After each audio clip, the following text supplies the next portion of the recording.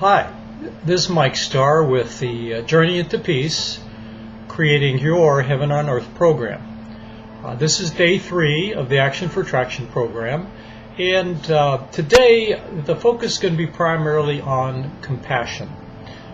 Just as an overview, the 4 key aspects of the program are to have an empowering mantra, to meditate on compassion for at least 4 minutes a day, to take a bite out of one of our elephants, and to progress a positive improvement area for at least 4 minutes a day for ourselves.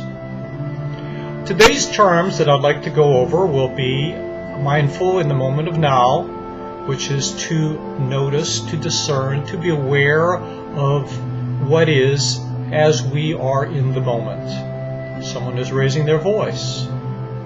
Someone is in an argument. Someone is confused. Someone seems agitated.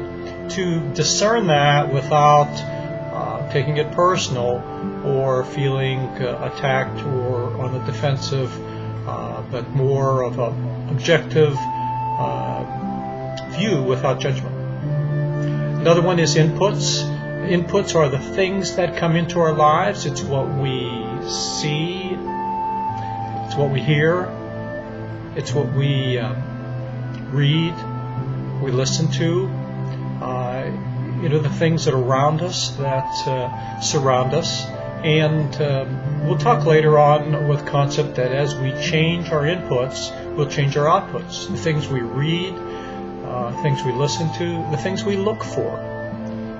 As we see different things, feel different things, experience different things, our outputs, our responses, our thinking even changes.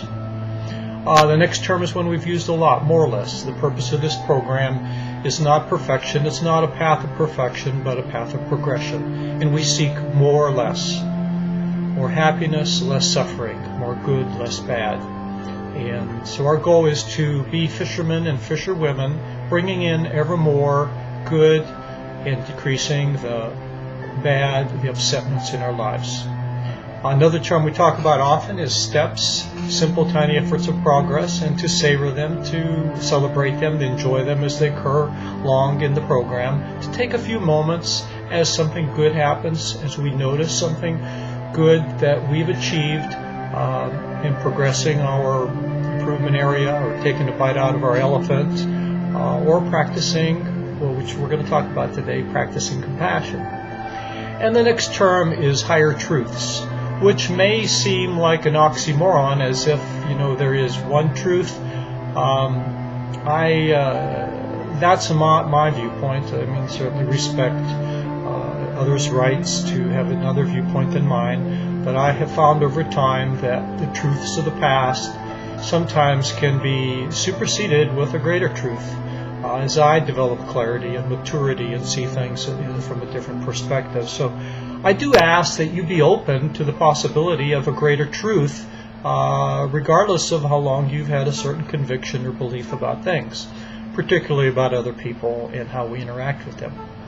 So that said, this video is primarily going to discuss compassion, understanding, practicing, and promoting compassion.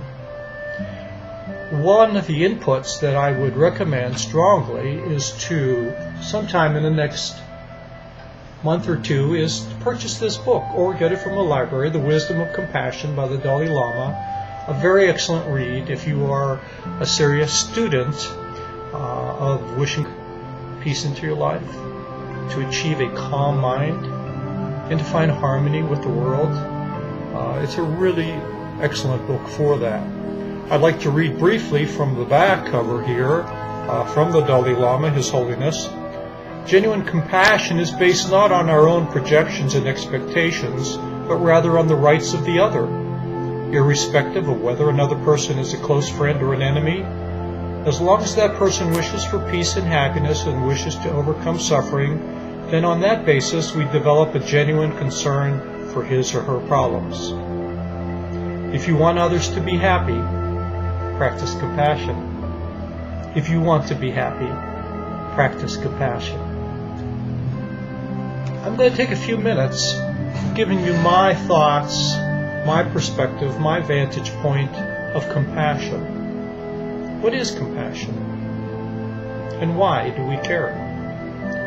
For me, compassion begins with understanding others and moving on to empathy, realizing, but for the grace of circumstance and happenstance, there go I, that people, to a great degree, cannot help being who they are, to a very large degree, and having compassion for their proclivities, perhaps a tendency to argue or to be judgmental, perhaps a tendency to be angry or to be sensitive, fragile, perhaps a tendency to be afraid, perhaps a tendency to be bullyish. People cannot help being who they are. That's my perspective, and that's where my compassion begins, is through these 63 years of living on this planet and going through a lot of changes and transcendence and reaching what I think ever greater levels of consciousness in trying to understand why others are the way they are, why I am the way I am, and realizing that to a large degree, to a great degree, they, and even I myself, cannot help ourselves in being who we are.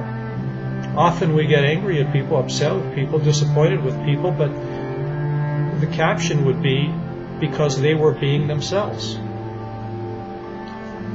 There's a lot of, I would say, feudal energy, like perhaps Don Quixote jousting with windmills, goes on with that.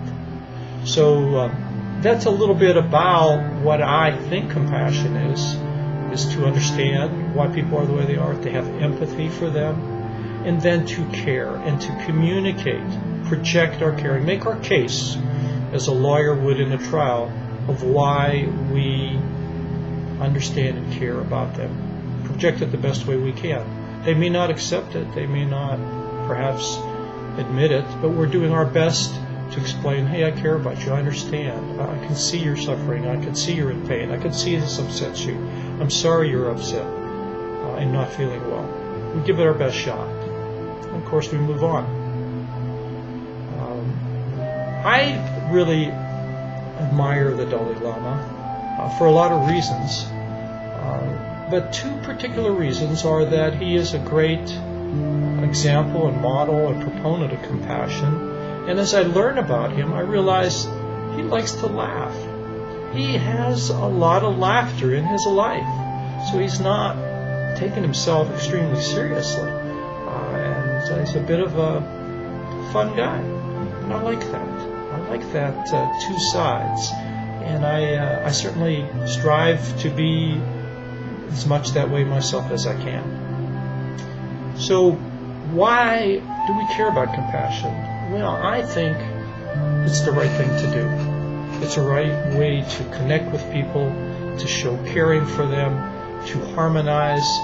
And I believe the Dalai Lama would say that in Buddhism, one of the goals is to grow our happiness. So in a way it's a bit selfish, but in a healthy way, because as we are happy, we can be calmer, and we can be a stronger and steadier presence for those around us, and perhaps be a source of happiness and concern, in some degree steadiness for others. So the why is about having a very calm mind and calm demeanor, and having a calmness in our life. And does not a calm mind promote good health?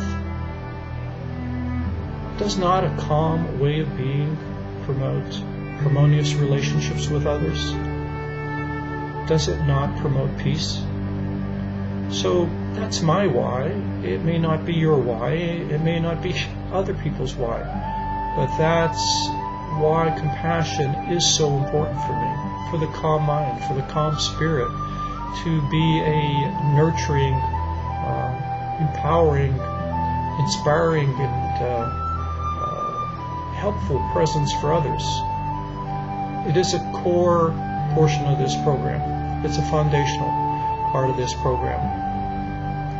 Now that I've talked a bit about what compassion is, I want to inject yet another request, coaching request throughout this program, to do daily as often as you can. Report to me as you wish. I'm always interested in hearing about your successes. And as you have them, savor them, relish them, take time to celebrate them. But practice compassion.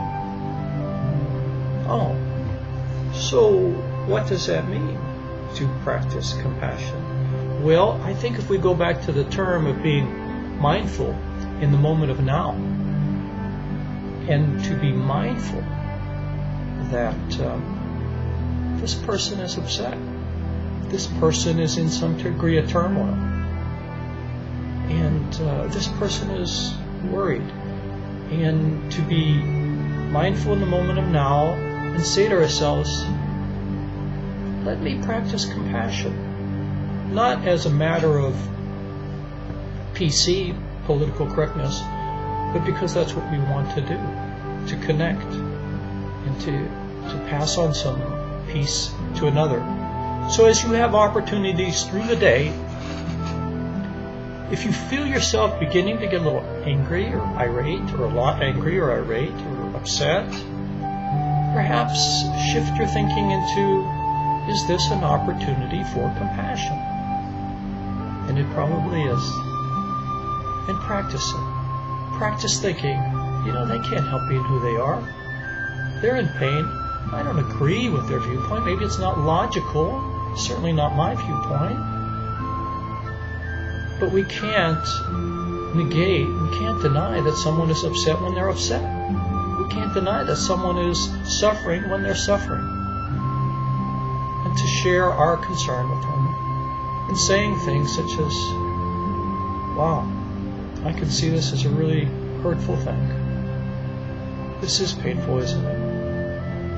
I'm so sorry that you have to go through this.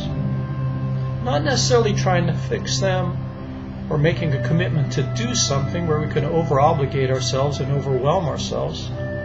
But I've noticed in my readings of the Dalai Lama and him practicing compassion, he doesn't burden himself with trying to fix the world, just to acknowledge a person's right to have suffering and to show concern and a caring for them.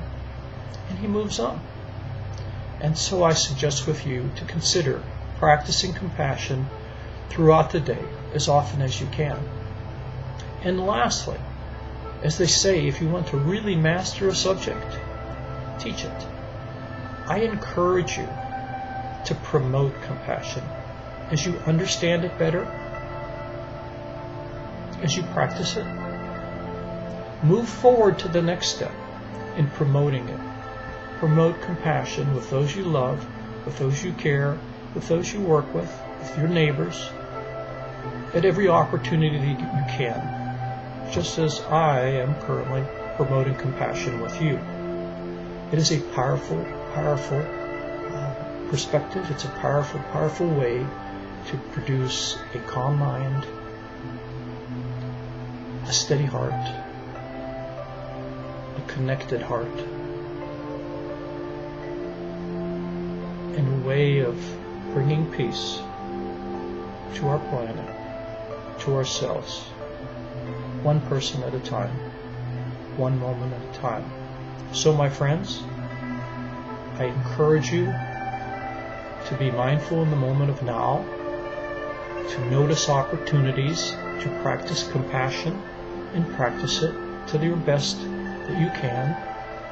Communicate your compassion in the most convincing manner that you know how, and then move on.